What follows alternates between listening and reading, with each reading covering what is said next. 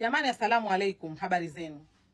Jamani, kama unajijua upo katika mfungo, unafunga au haufungi, lakini upo katika maombi au hauombi, lakini nakuomba tu, yani unapokaa mkumbuke huyu dada kwa namna moja au nyingine, maana anayoyapitia ni magumu, anayoyapitia ni makubwa kuliko kawaida.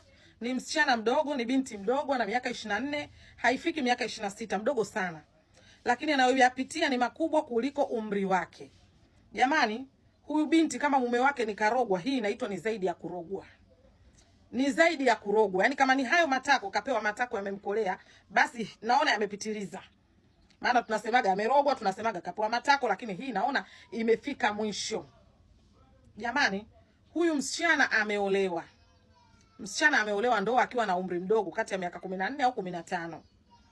Ameolewa ndoa na umri mdogo. Amebahatika kupata katika ndoa yake, amebahatika kupata watoto 4. Mtoto wa kwanza wa kiume, wa pili wa kiume, wa tatu kazaa mapacha kula na doto, mmoja wa kiume mmoja wa kike. Mtoto wa kike alikuwa ni mmoja tu. Huyu binti, mimi naihadithia hii story kwa ufupi jamani. Huyu binti imeenda mume wake huaga na kujaga kufuata vitu Dar es Salaam, anapeleka Zanzibar, wanaishi wenyewe Zanzibar. Ghafla huyu binti mwaka jana mume wake alipokuja huko Dar es Salaam akakutana na huyo mwanamke. Alipokutana na huyo mwanamke ndo chanzo cha mabadiliko cha huyu mwanaume. Huyu mwanaume kabadilika kuanzia hapo. Alipopata huyu mwanamke kwa habari na nyumbani kwake, akawa kamtelekeza mke wake, hataki hata kumuona. Kiukweli yule msichana anasema mimi nina Mungu, mimi nina dini, namuomba sana Mungu. Siamini katika ushirikina hata kidogo, siamini katika kuroga hata kidogo. Yaani swala la kumtengeneza mwanaume wake hayuko tayari. Umenielewa? Basi sasa mimi amenihadisia, mimi nimejisikia vibaya, limeniuma, nikasema ngoja tu niwahadisie na nyie ili kama mnaweza kumshauri, mumshauri. Atakayeweza kumsaidia kwa chochote, maana kwa sasa hivi yupo katika hali ngumu, amsaidie. Maana mimi mwenyewe nimeshamsaidia sana. Naombeni mumsaidie huyu msichana, hali yake ni mbaya, anapoelekea ni pabaya. Huyu msichana, huyu mwanaume wake sasa hivi ana wiki ya pili kamtelekeza. Mwanaume yuko Dar es Salaam kwa huyu mwanamke. Nitatuma mpaka meseji zao zote. Yuko kwa huyu mwanamke. Kamuacha mwanamke wake Zanzibar na watoto. Wanafunga. Funga yao, iftari yao wanafanya kusaidiwa tu na majirani. Hajali huduma, akimtumia meseji za kumuomba huduma, majibu anayompa ni Mungu pekee ndo anajua. Anampa majibu makali na yote nitayaposti hapa. Sasa lililoniuma mimi zaidi, hili ndo liloniuma mimi zaidi kwenye moyo wangu. Mimi mwanamke mzazi, hili ndo limeniuma. Wanawake tunajua tunapitia wakati mgumu, tunapitia vitu vigumu. Unaweza ukampenda mwanaume kwa mapenzi, lakini yeye akili yake isiwe kwako, yeye akampenda mtu mwingine. Yaani vitu ni vingi kuliko kawaida. Wanaume mnatutia kwenye matatizo, wanaume mnatudhalilisha, wanaume mnatutia dhambini. Hata kama mtu alikuwa hajui kuroga, atakuja ataingia kwenye kuroga. Nakaa vizuri. Kati ya wale watoto wake 4, huyu mtoto wake wa kike msichana alikuwa anaumwa juzi. Anaumwa vibaya sana. Kuumwa ikabidi akamtumia meseji mume wake. Yote kwa yote, majibu yote kutokana na shiti zote anazompa, majibu yote anamtukana, anamfedhesha, anamtukana yule mume wake mpaka na yule mchepuko wake. Wote wanamtukana.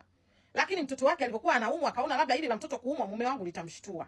Akamtumia meseji, mume wangu mtoto anaumwa, ana hali mbaya. Na hadithi kwa ufupi, mume wangu mtoto anaumwa, ana hali mbaya. Mume wake hakujibu.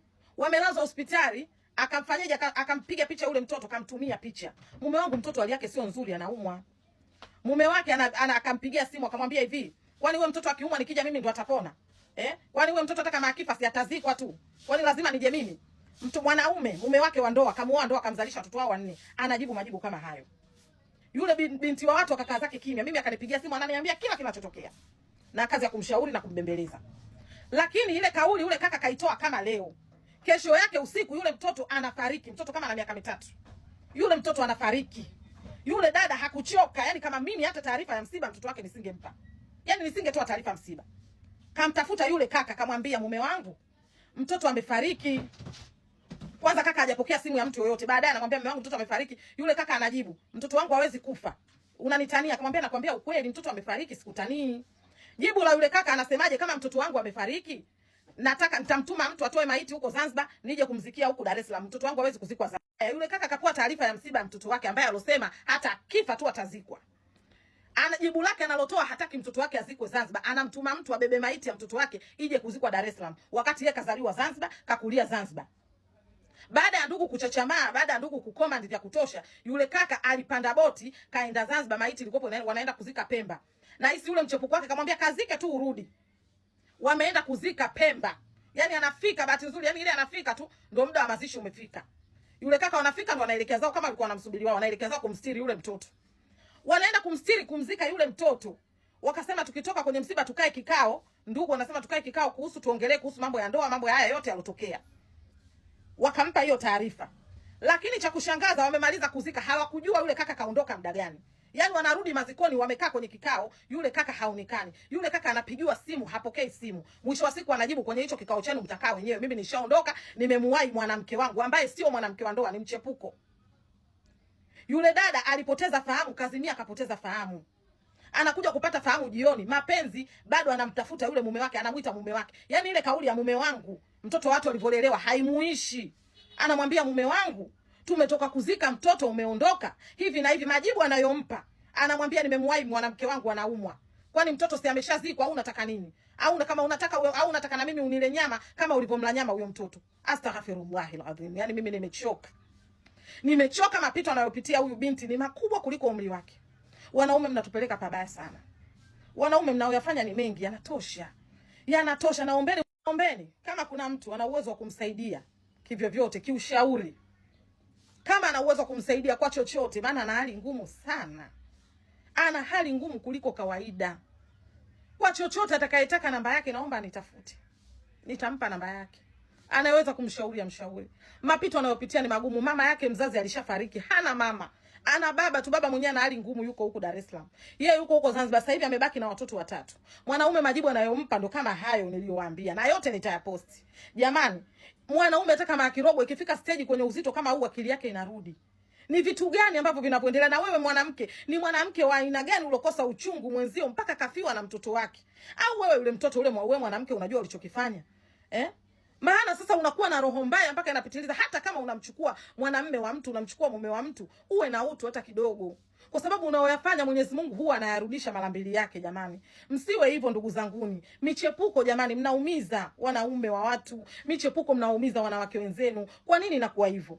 Na kabla ya kuoa au kuolewa, mwanaume unatakiwa kabla ya kuoa jitafakari mara 2-3, niko tayari kuoa.